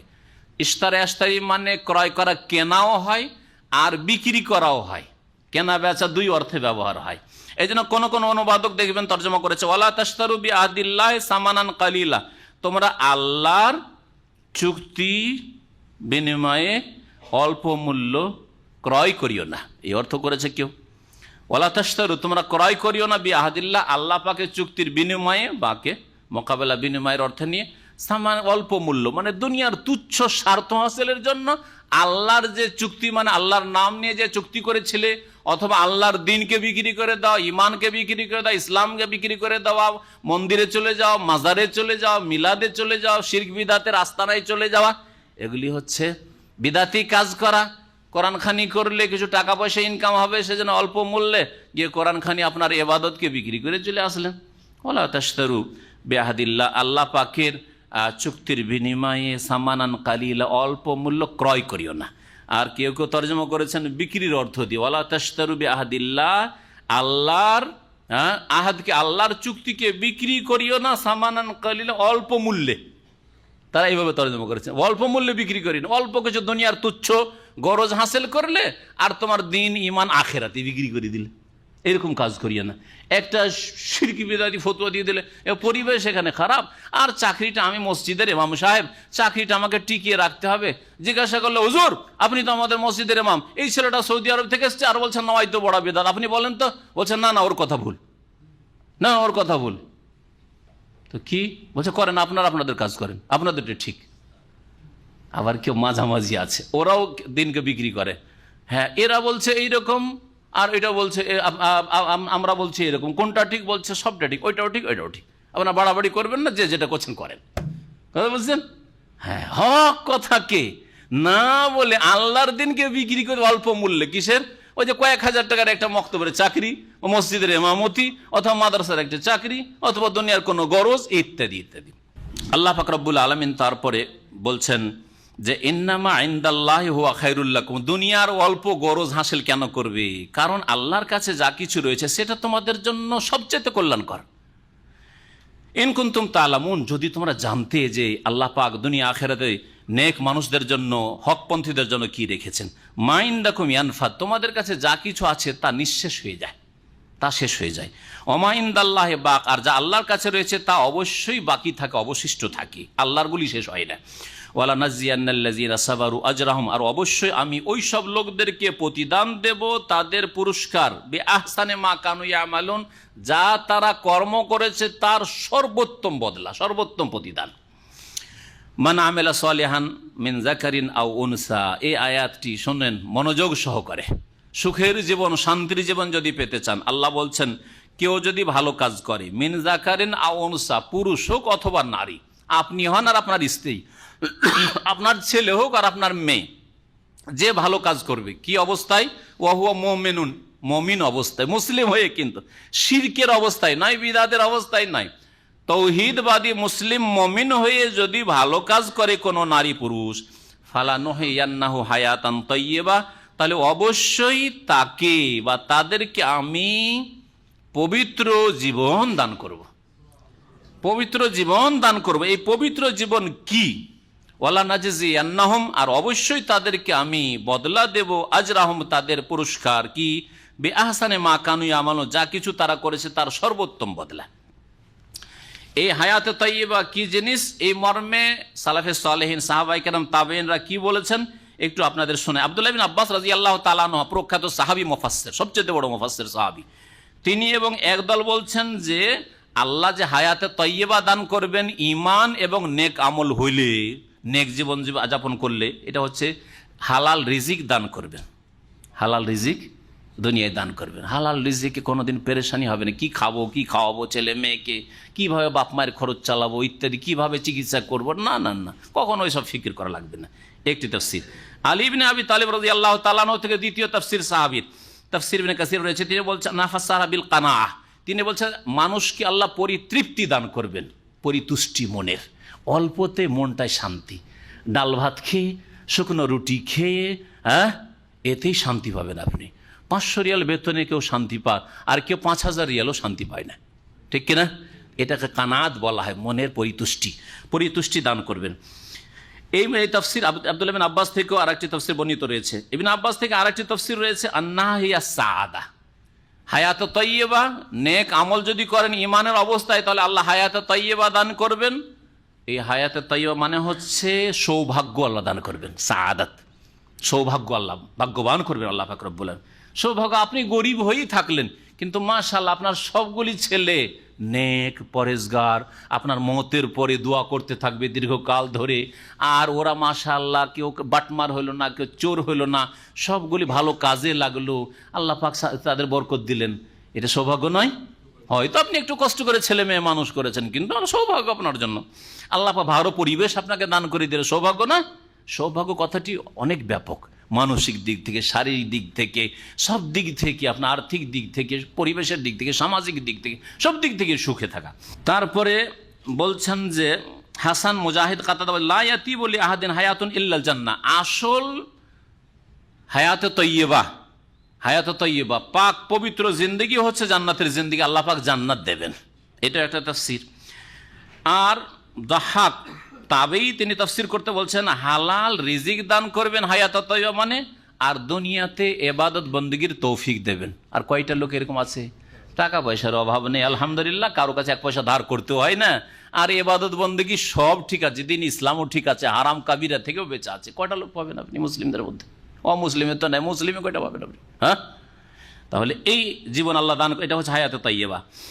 আর দাহাক থেকে আরো বর্ণিত রয়েছে হিয়াল আমালু বিত্তাআতি ওয়াল ইনশিরাহ বিহা, নেক আমল করে মনের শান্তি, তাহাজ্জুদ পড়লে মনের শান্তি, ফজরে জামাতে পড়লে মনের শান্তি, জামাত কখনো ছুটে গেলে মনে অশান্তি, এই যে নেকির কাজ করলে, দান খায়রাত করলে মনে শান্তি, বাপ মাকে টাকা দিলেই শান্তি, ভাই বোনকে দিতে পারলেই শান্তি, দিতে পারলে শান্তি, নেকির কাজ করতে পারলেই শান্তি, আর মনটা প্রশস্ত হয়, উদার হয়ে যায়, এটাকে বোঝানো হয়েছে হায়াতে তাইয়্যিবা। ওয়াসসাহি ইমাম ইবনে কাসির রাহমাতুল্লাহ বলছেন আন্নাল হায়াতে তাইয়্যিবা তাশমালু হাযা কুল্লা, হায়াতে তাইয়্যিবা এই যতগুলি কথা বললাম সবগুলিকে শামিল, সবগুলিকে সার্বিক জীবনে আল্লাহ পাক রব্বুল আলামিন শান্তি দান করবেন।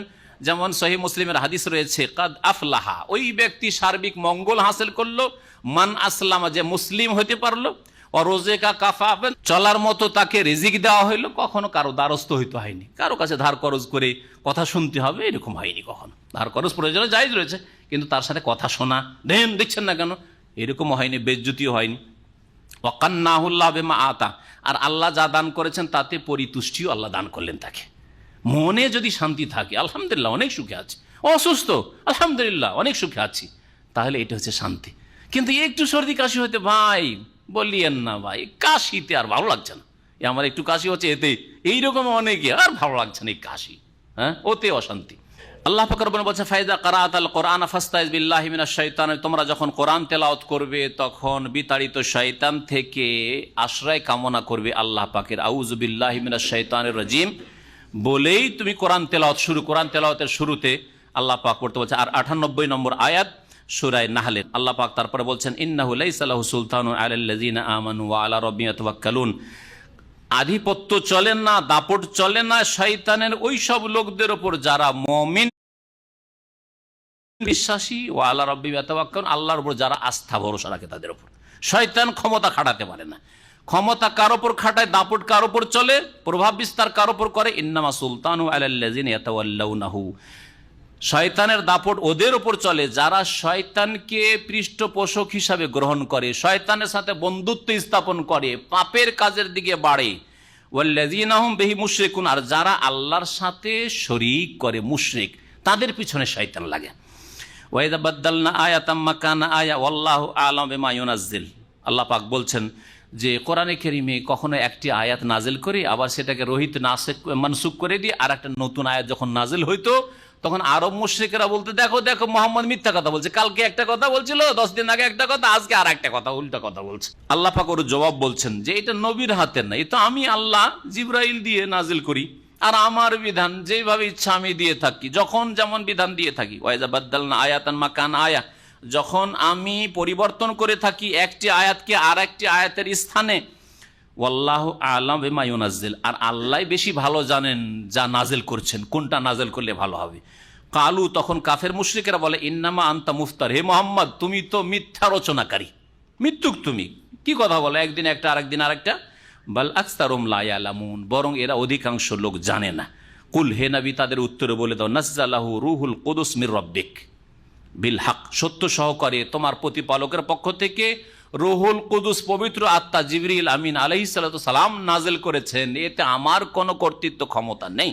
লিউসাব্বিতাল্লাযিনা আমানু, যাতে করে আল্লাহ পাক মুমিনদেরকে দৃঢ় প্রতিষ্ঠিত রাখেন, ওয়া হুদান, এবং তাতে হেদায়েত রেখেছেন, ওয়া বুশরা লিল মুসলিমিন, আর মুসলিমদের জন্য তাতে সুসংবাদ রয়েছে। আল্লাহ পাক রব্বুল আলামিন যেন কোরআনে কারীম বুঝার তৌফিক দান করেন, আল্লাহ পাক আমাদের সকলকে যেন হেদায়েতের পথে রাখেন, আল্লাহ পাক রব্বুল আলামিন যেন গুমরাহি থেকে বাঁচিয়ে রাখেন, আল্লাহ পাক ফরায়েজ ওয়াজিবাত আদায় করা তৌফিক দান করেন, আল্লাহ পাক রব্বুল আলামিন নবী করিম সাল্লাল্লাহু আলাইহি ওয়াসাল্লামের শাফাআত যেন দান করেন, আল্লাহ পাক আমাদের জান্নাতুল ফিরদৌস যেন দান করেন। সুবহান রাব্বিকা রব্বিল ইজ্জাতি আম্মা ইয়াসিফুন ওয়া সালামুন আলাল মুরসালিন ওয়ালহামদুলিল্লাহি রাব্বিল আলামিন।